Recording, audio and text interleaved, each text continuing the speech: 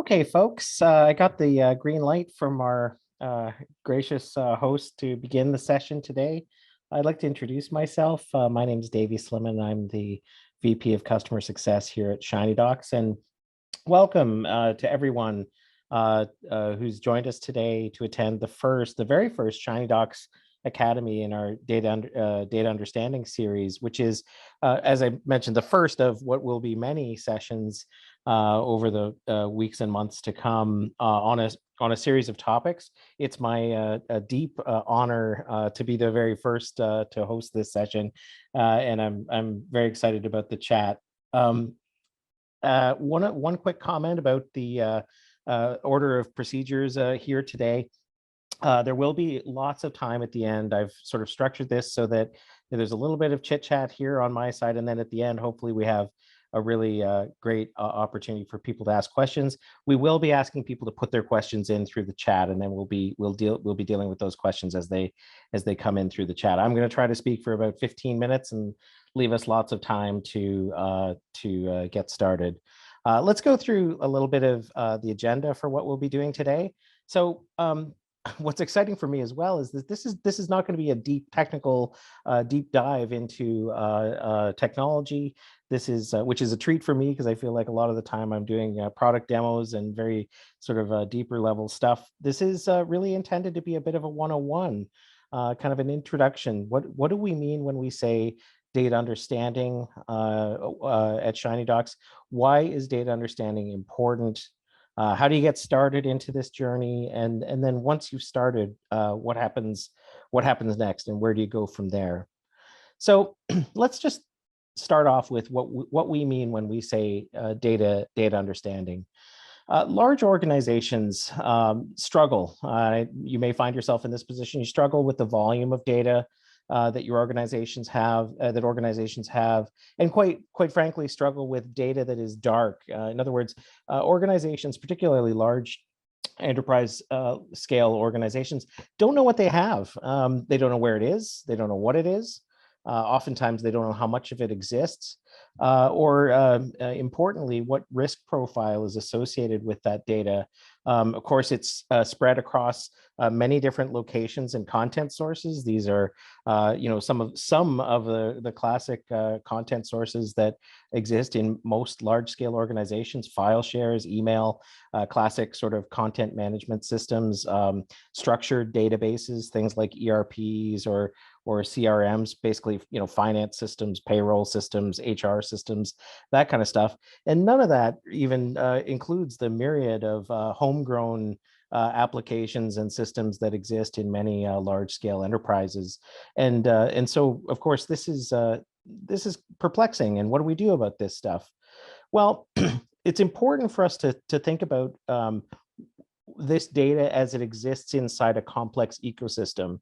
No matter how hairy and complicated it may appear, your users and your employees are making use of this ecosystem to get their jobs done. It's just the challenge that they, of course, face is that when the data exists across these diverse content sources all over the organization, and a whole bunch of it is dark, they can't find it, they don't know where it is, they don't know how much of it is, how much of it exists. They really struggle. And so companies who take the time to evaluate this problem and think about this problem of data understanding, once you get kind of a handle on that, you can really experience some tremendous improvements and gains in your organization. The first and foremost kind of simple one in a way is just efficiency and cost savings. If you look at all of the data you've got and you evaluate that, you completely understand all your data and where it lives, you can make decisions about whether you need to keep it or not, right? So whether data is ready for destruction or can move along to the next phase in its life cycle, that allows you to, in many cases, free up disk space and all kinds of other things that lead to cost savings. Employee satisfaction: if you get a great handle on the data and understanding the data in your organization, and you equip your users with the tools to find that data, it's incredibly satisfying for your employees, who I think we can all kind of think about times in our careers where we know that a piece of data that we're looking for is out there, but we have truly no idea where it lives, where to find it. And if you put data understanding at the forefront of your thinking, this is one of the tremendous outcomes is improved employee satisfaction. Making better decisions about your business and how you're going to innovate as a company. When you have complete understanding of all of your data across all of the content sources, quite frankly, you're in a much better position to just make good choices about what you're going to do with that data. And then, probably just as important for a lot of folks, and I don't know if we have records managers in the crowd, but I think I saw David McDermott there. You have the opportunity when you have greater data understanding to reduce organizational risk, improve your security posture if you understand completely where all your data is and whether it's time and safe for it to be disposed of within your organization. So this is a very different approach, and this is a modern approach that we're proposing here that finds, understands, manages, and enriches your data wherever it lives. And the wherever it lives part is the really important part to think about here. Traditionally, and for the past 20, 25, 30 years, it's been assumed that the only way you can get a handle on this is by bringing your data into very structured and controlled systems, and that's the only way you're going to achieve success. Our position is that you can do it right where it lives, and you can do it for all of your data. So how do we get started? How does ShinyDocs get started? Well, first things first, we have to establish a baseline. You have to plan and prioritize the data that you want to focus in on. Maybe there are particular pain points within your organization. Maybe there are areas of focus or high value that you want to focus in on.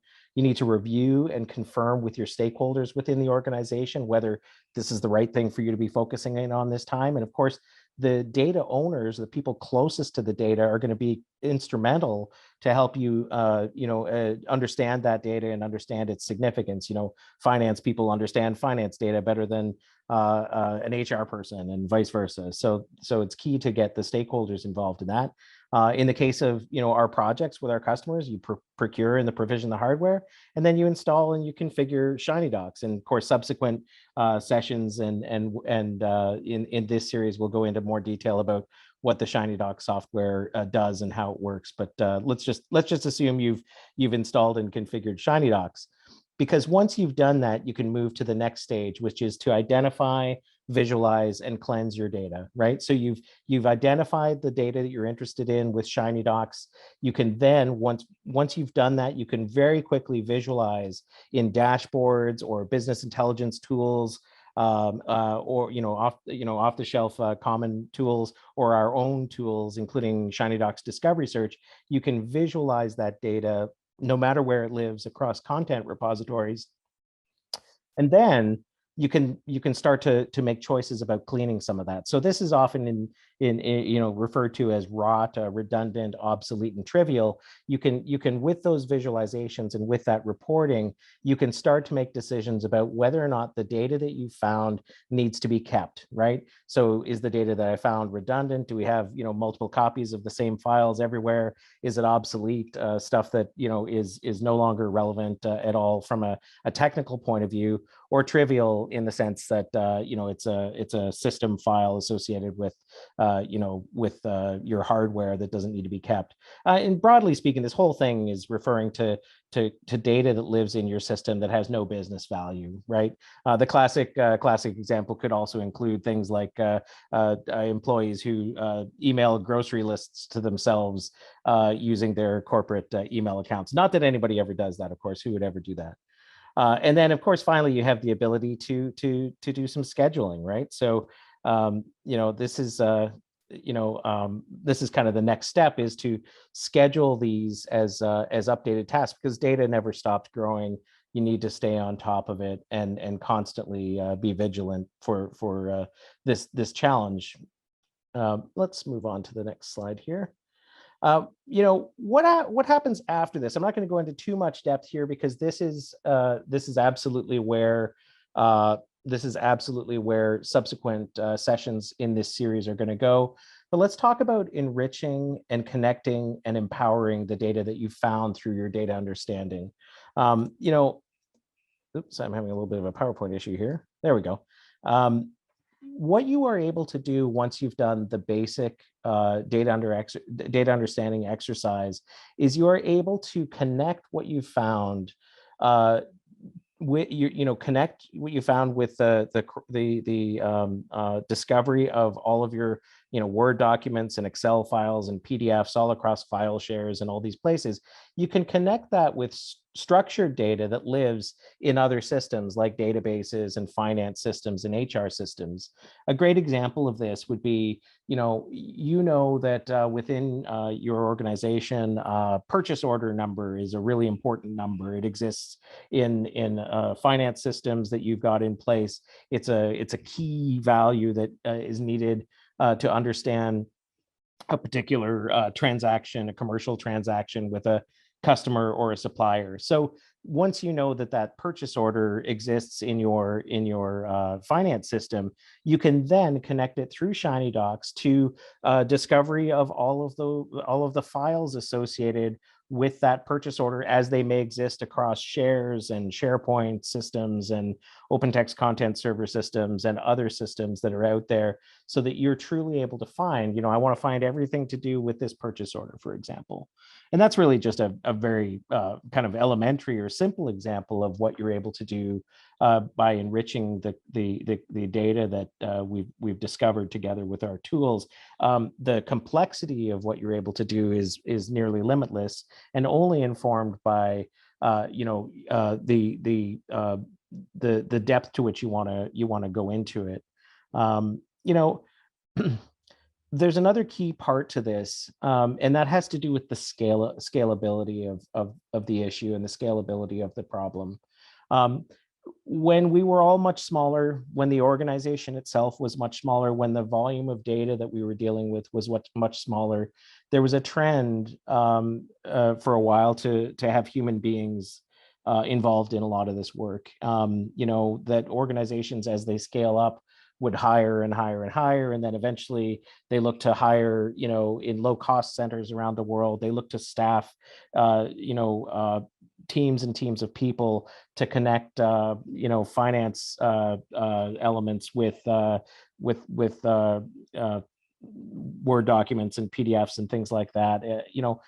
The challenge that we've now all clearly run into is that the scale to be able to do that is simply we're way past the ability to kind of hire our way out of these problems. So when you think about it, the value of what we're proposing here by enriching and connecting your data, your unstructured data with your structured data, is that you're able to do it at a massive scale that goes kind of well beyond our ability to hire out of that problem.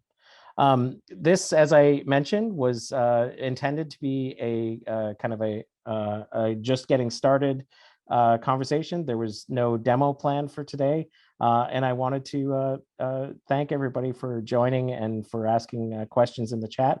Jill, I don't know what the best process is for going through the chat. Did you want to, I know there's chat and there's also something called Q&A. Should I just jump into? Yeah, feel free to just jump into the Q&A. David McDermott asked a really good question here. I struggle with using the term data for all content. Can you help me understand how or what you consider unstructured documents, and do you consider them as data? Yes. So thank you, David. Great question. Data is a challenging term, I think, for some folks as well. And I know I've struggled with it in my life, but we do consider all data to be, whether it's structured or unstructured. We think it's the right term for it, rather than, for example, using the term content or files, because of course, data exists at a kind of a lower level to the whole thing. If you think about a PDF that contains an invoice or a purchase order, it is just a really bad container for structured data, right? So a Word document or a PDF that looks like an invoice or something like that does have a structure to it. It's just really bad at storing it compared to a more structured system like a finance system or an HR system, where you have fields and dependent fields and required fields and that kind of thing, and an ability to control and decide what types of data can live in each field. And so to us, we do think that data is the right term for this. But I understand that the nuances between structured and unstructured is challenging. When we talk about unstructured, we're typically talking about files, right? So files as they exist on a file share, files as they exist in a Microsoft SharePoint system, that kind of thing. Yeah, I don't know. I don't know whether I answered the question, David, but that's my take on the use of the term data. Thank you from anonymous attendee. What are the biggest misconceptions about data and data understanding in your opinion? So one big one that I would like to highlight, and it sort of is back to one of my earlier points. We went through collectively, for those of you that have been around this work as long as I have, we went through a period together where the assumption that we all made was that the only way that you can manage your data and the only way you can get a handle on it and feel comfortable about it, and that your leadership can feel comfortable about it, was to move and migrate your data into these systems. Whether it's enterprise content management systems or cloud systems.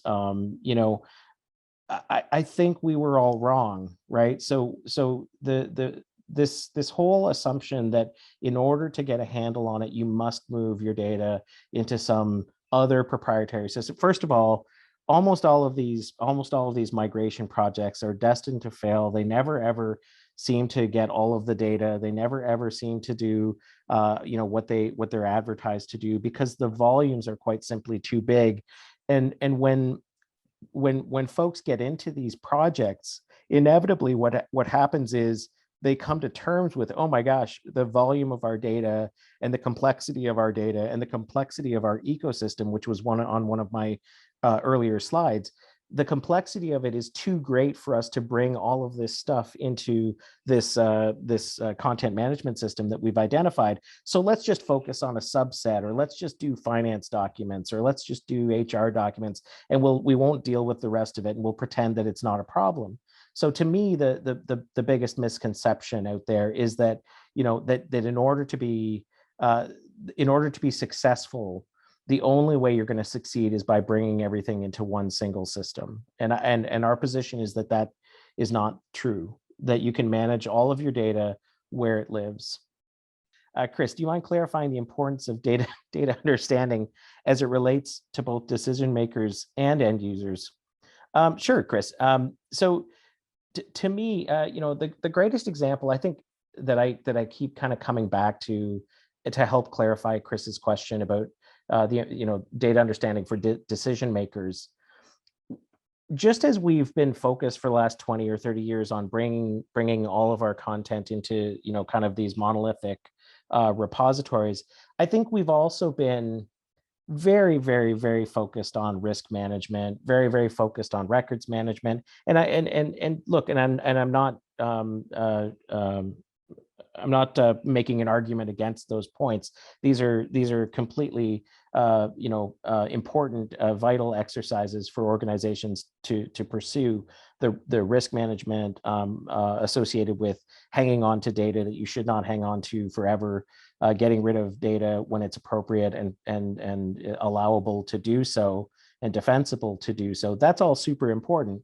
But the one thing that is so critical to me about data understanding for decision makers is that this dark data, the fact that most organizations do not know what they've got, they have no idea how much of it there is, they have no idea where it is, the opportunities that are being left on the table for organizations to innovate and improve how they do their business because of the data that they discover through complete data understanding are just immense. And in fact, they in my view likely vastly outweigh the significance of, the classic sort of compliance story around risk management or records management, that having a complete understanding of your data across all of the content sources presents for your teams these huge opportunities to say, I didn't know that we had this.